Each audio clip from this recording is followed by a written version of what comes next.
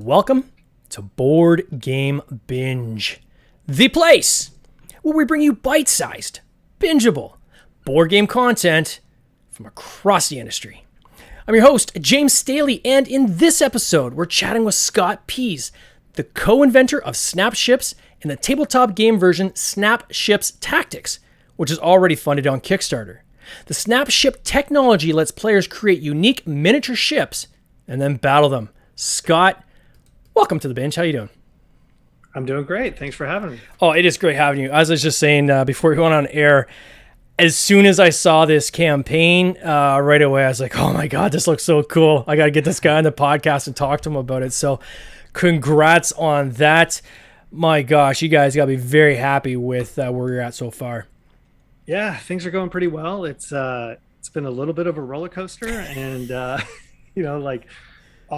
whole Kickstarter run is kind of new to me. This is my first time in the rodeo, so I'm kind of trying to learn as we go and do everything I can to just keep pushing and pumping and trying to get this thing to go as high as it can go. Well, I say for your first go, I'm going to put this in Canadian dollars because the only way I can see it, $207,000 on $84,000 goal, and you still have 16 days to go.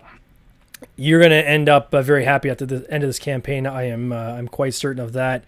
When I was looking at your bio, there's some stuff in there that just kind of piqued my interest, like your past in being in the video game industry.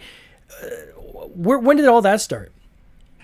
Yeah, so basically right out of college, I went straight into the video game industry as a designer, and got a job at Activision, worked my way up, and then got connected with Neversoft, which was a developer down here in Los Angeles, and got this little game going called Tony Hawk's Pro Skater. And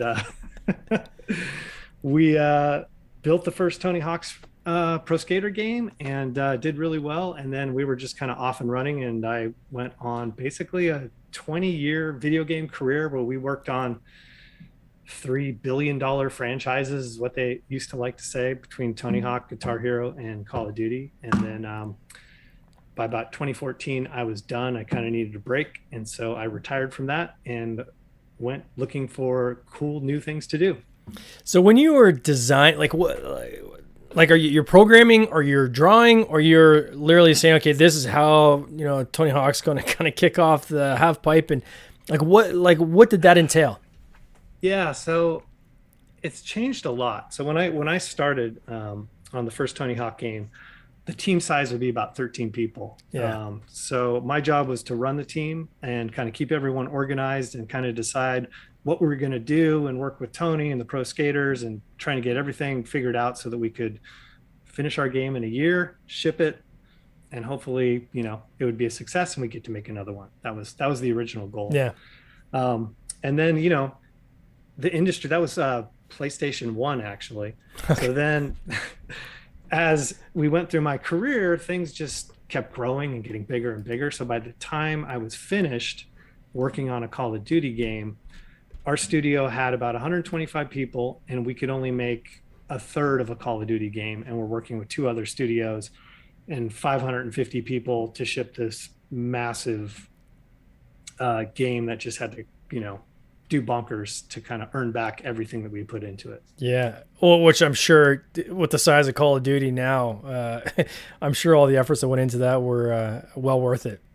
Yeah. It was, I gotta tell you, it was working with that many people spread across that many locations. Yeah. Super difficult, super stressful. And we had a really tight timeline as well. Like the Call of Duties have to ship pretty much every year, and or at least they did back then, and so we had to build it fast. How far out would you be working? Would you be working like 2 years out, or literally like a year out? So when I started, we could rev a game in about a year. Wow. It was tight, but we could do it. We'd start the next game as soon as the previous one finished, and then ship it a year later. By the time I ended my career, I think we took about 18 months on that last Call of Duty. And then after that, they started going to 2 and 3 year dev cycles, because to get the quality up, you just need a whole lot of time. Yeah. to produce everything. So yeah. That's crazy. And I just gotta ask because I'm curious. So Yeah. when you have these different teams working on it, is each team taking like a map, or is like one team saying we're going to do the kind of like the story animatics in between, and this other team's going to do maybe dungeons, or like how do they split this kind of stuff up?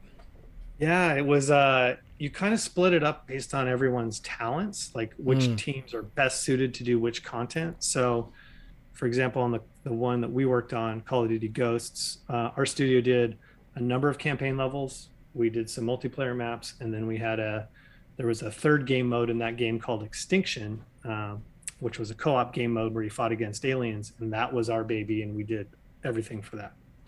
that's crazy. Is this like other industries where when you're doing it as a day job, you kind of want to get away from it when you get home?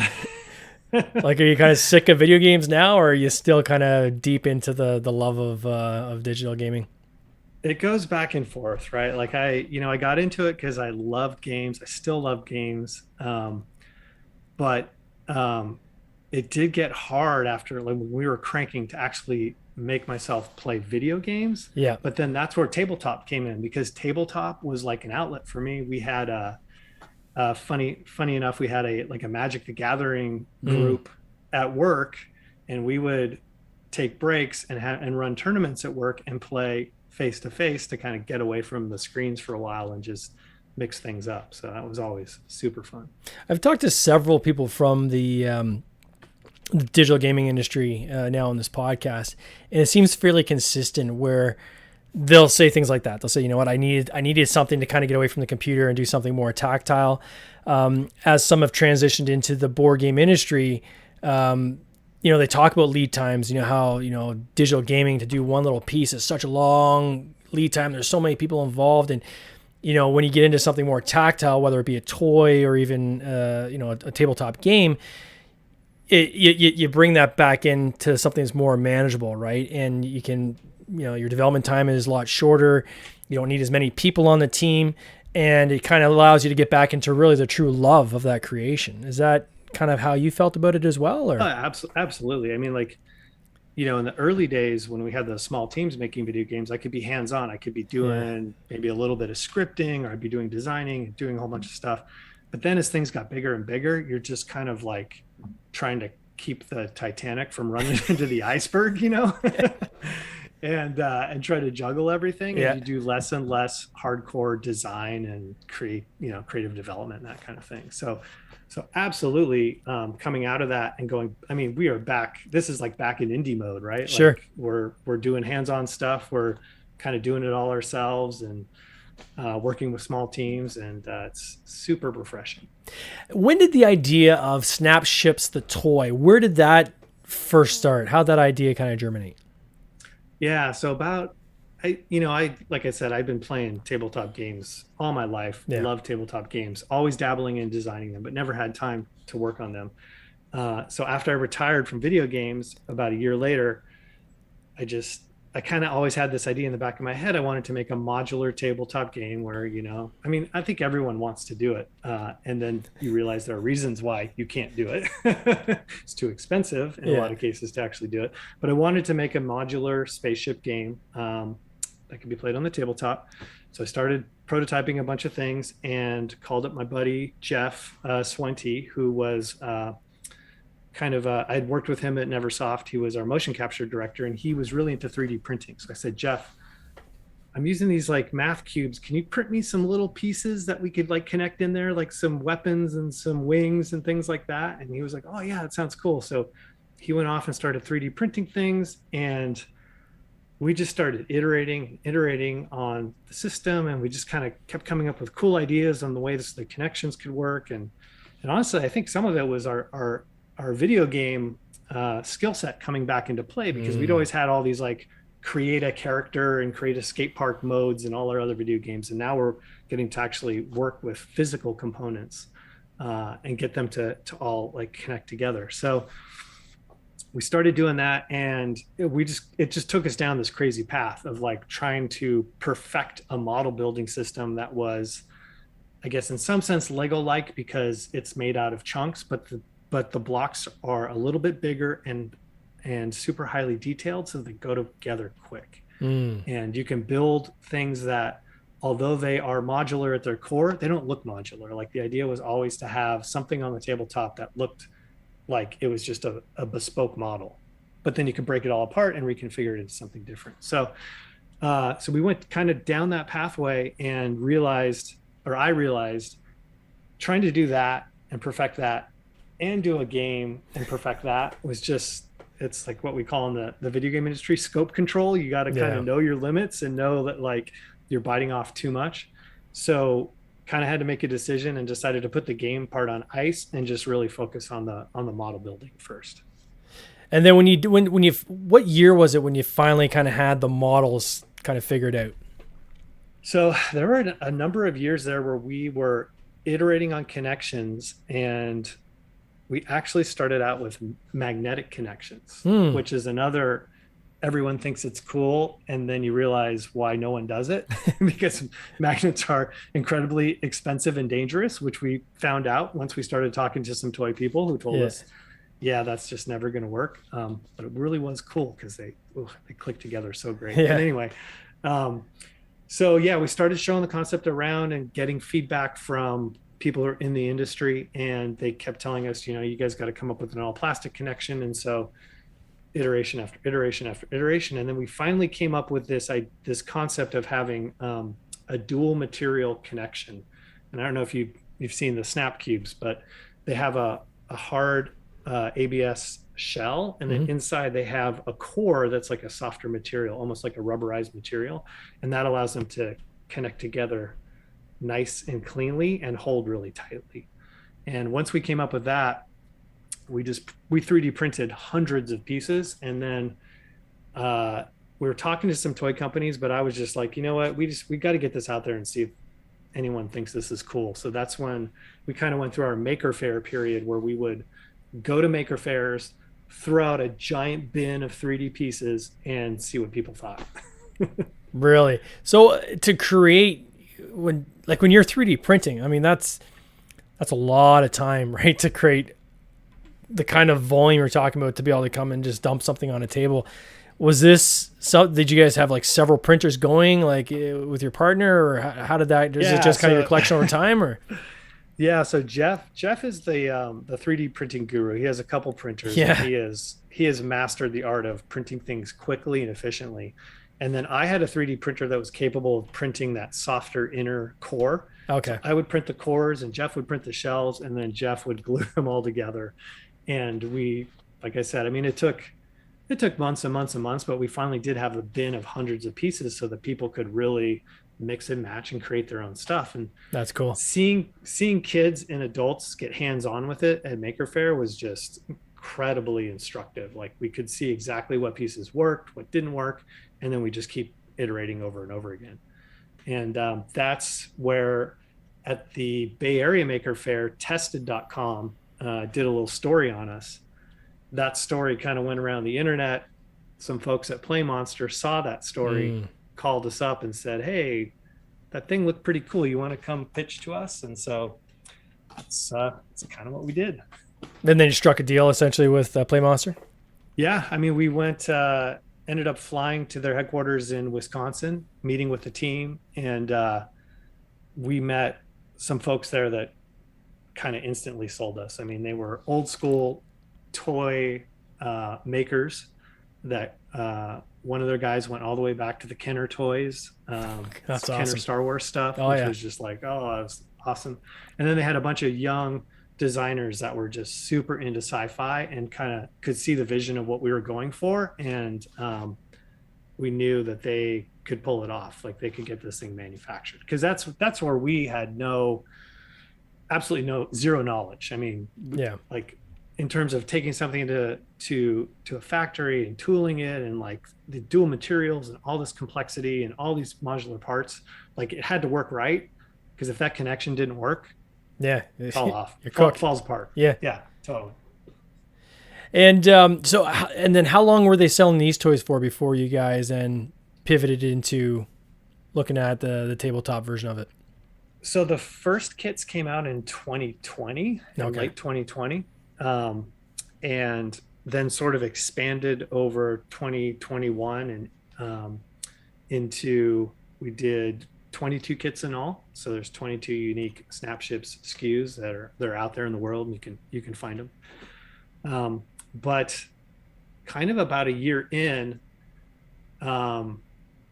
we started thinking about the game side a little bit. And we're thinking about, like, to make this thing really sing. I mean, it's fantastic what you can build. Yeah. But there's a lot of people who they don't want to just build. They want to build and then play with or do something active with what they built. And so that's where we were thinking, we'd like to get those people into the Snapships fold. How can we do that? We need to start thinking about that game concept again.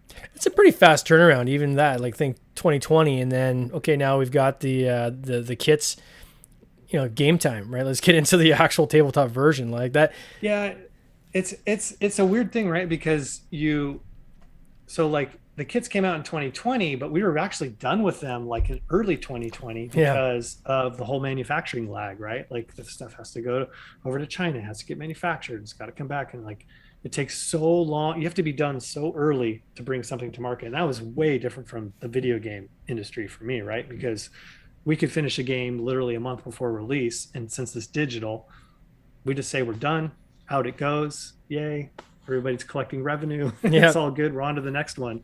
But with, toys and board games, it's like you got to factor in the whole production cycle, and it takes so long to get things to market. When they design the ships, and again, this is just curiosity of the kid in me kind of thinking about how this comes together. Is it somebody kind of clipping on components to make something, or do you guys start off with like the finished image of what a ship should look like and then work backwards to what the components are that are going to make that up?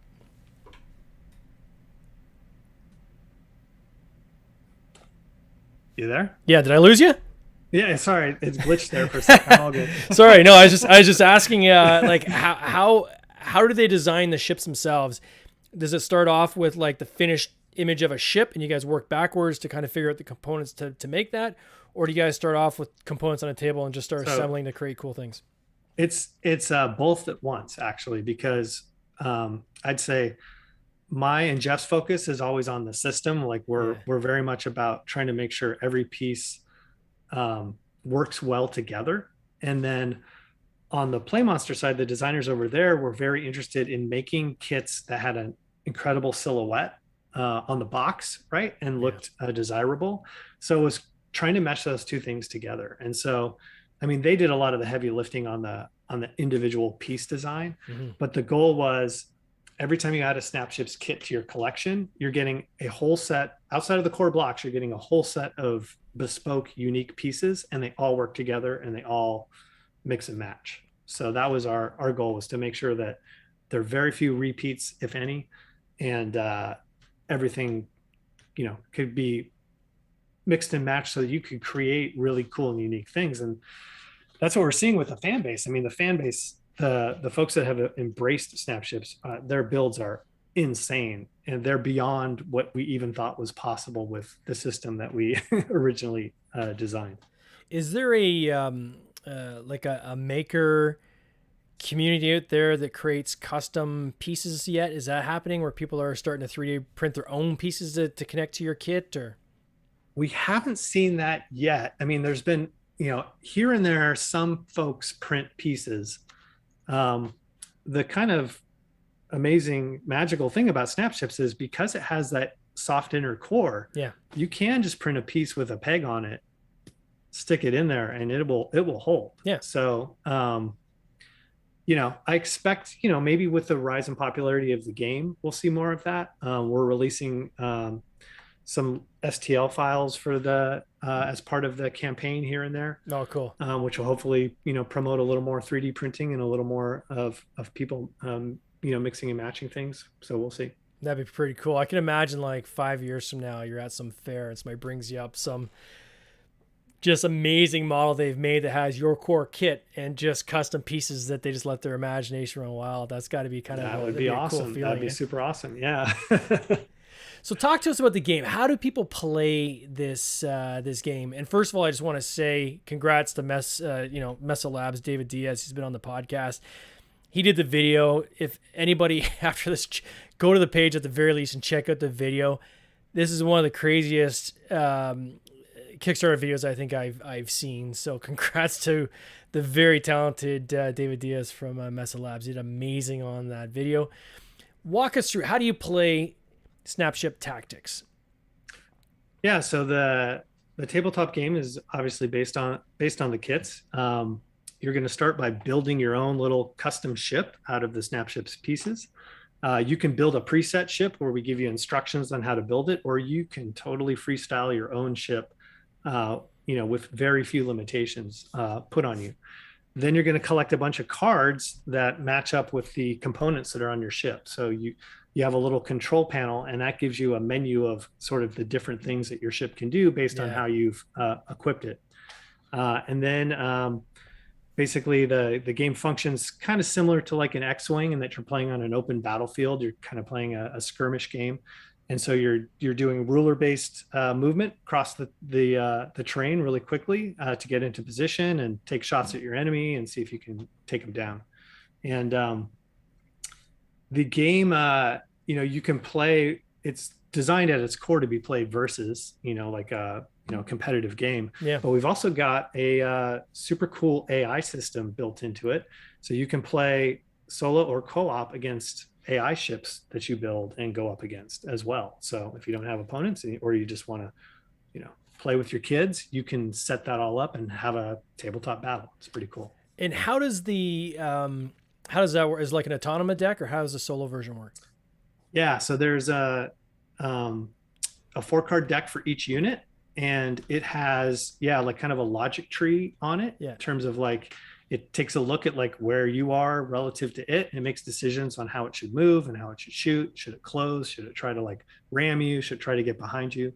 And it's designed by our lead designer, Josh Dirksen, who comes from a co-op gaming background. He designed a fan-made campaign for X-Wing called Heroes of the Aturi Cluster, which is an amazing piece of work. And if anyone's into X-Wing, they probably know about it. And if they don't, they should check it out. It turns X-Wing into a whole co-op campaign that you can play with AI-driven opponents. So Josh was able to like take all of his learnings from that, which he built many years ago, and apply them to Snapship's Tactics. And the fact that we met Josh, that's a whole story in and of itself. That's pretty cool and amazing. Yeah. And one thing I have on the screen here for people that are watching either on the replay or live, the tray that you have that you set the cards into, I think it's pretty cool, where every single card represents a piece on your ship. If you're able to knock out, I guess, that piece off the person's ship, I mean, you can flip the card over, but you can also physically yank the piece off the ship and throw it down on the table too, right? You could do that. Yeah, we've it's been fun watching people play with the system and make their videos and stuff. And we see a lot of that. Like, people just want to, once they destroy the ship, they just want to tear it all apart and put the debris all over the tabletop. Are you able to repair your ships in this game at all? Like, if somebody takes out one of the components of your ship, like your guns, can you repair them, or? Yeah, absolutely. And it is down for at least a turn. So there's what you're playing with your control panel is kind of a little resource management game. You have these little power cubes that your ship generates each turn, and you spend them to do different actions, but you only get a certain number of them back every turn. So you kind of have to balance, am I going to like push my ship to the limit, or am I going to kind of hold some power in reserve for the next turn? So if one of your pieces goes down, you're going to have to spend some power to fix it back up, and that's going to take it offline. And that can be a really tactically satisfying mechanic, because you get behind your enemy, you get in his 6, and then you shoot him, and you get to choose which part you take out when you get a critical hit. So you might want to take out his gun so he can't shoot back, but if you're behind him, maybe you take out his maneuvering fins so he can't turn, and you can stay locked in his 6. So there's a lot of fun stuff going on with that. Yeah, I think it was Board Game Co. I was watching Alex Radcliffe's review of the game, and he was talking about what he thought was cool is how the ships are constantly drifting. Mm-hmm.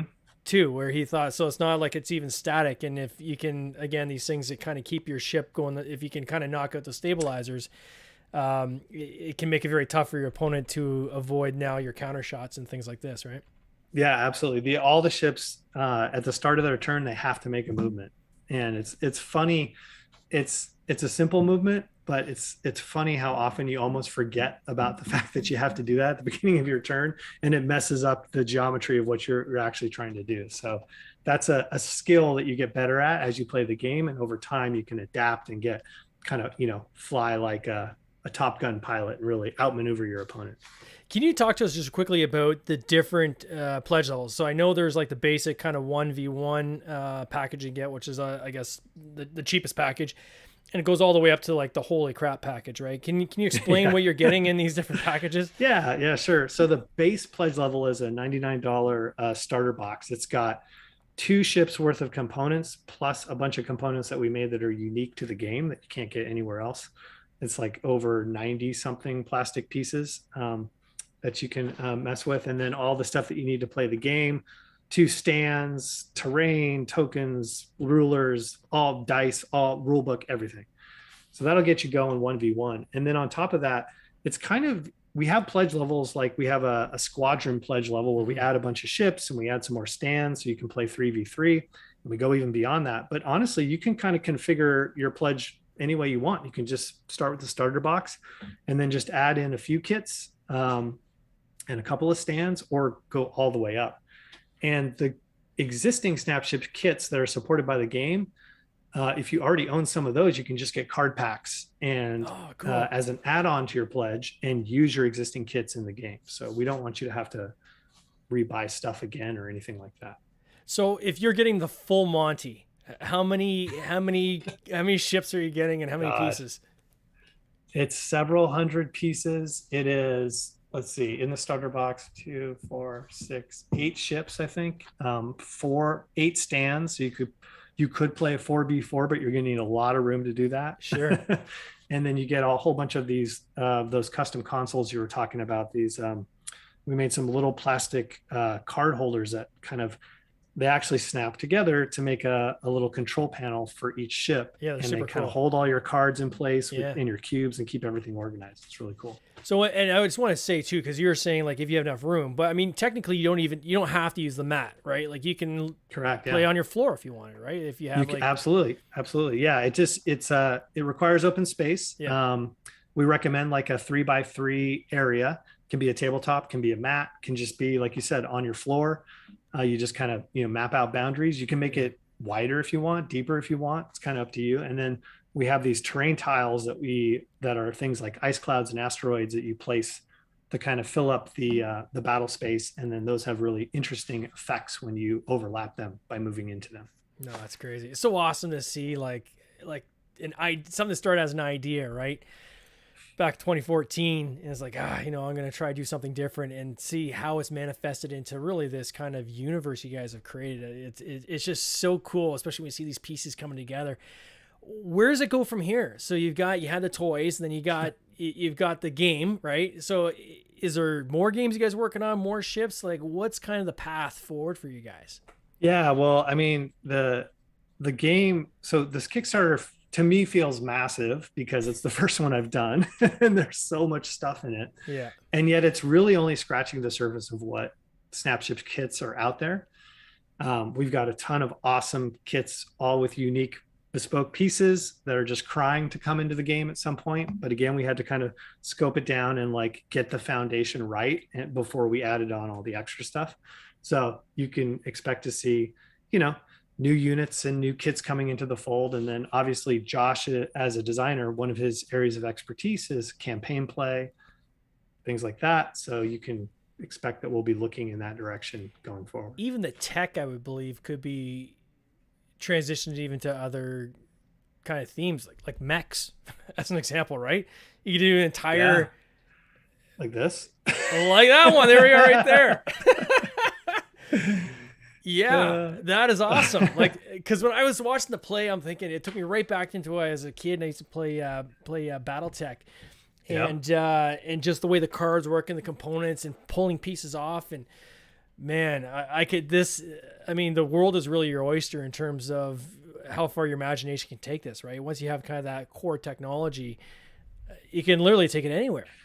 Yeah, absolutely. And we've tried to think of that from the get-go too, Yeah. like to kind of know where we're going and make sure that the core system is kind of set up to handle that so that when we get there, it's all going to kind of operate smoothly together. Oh, that's awesome. Well, for anybody that wants to check out this campaign, there is 16 days to go. I will put a link in the show notes. If people want to follow you on social media, is it at Snapships? Is that how they find you? Yep, at Snapships everywhere. We've got Discord, Facebook, Twitter, Instagram, YouTube channel. We're streaming on Twitch tonight. So yeah, come hang out. Oh, that's fantastic. Scott, I want to wish you all the best on this campaign. Congrats once again. And when you're ready with that mech version, let's get you back on the podcast. Absolutely. Take care. Cheers. All right. Thanks. This has been an episode of the Board Game Binge podcast, hosted by James Staley, produced by James Staley and Mike Bruner, with original music by Nick Smith. If you would like to watch these interviews live, simply subscribe to our YouTube channel, Board Game Binge, and you'll get access to live interviews, giveaways, and interesting board game content from across the industry. I can't wait for you to join us. See you next time.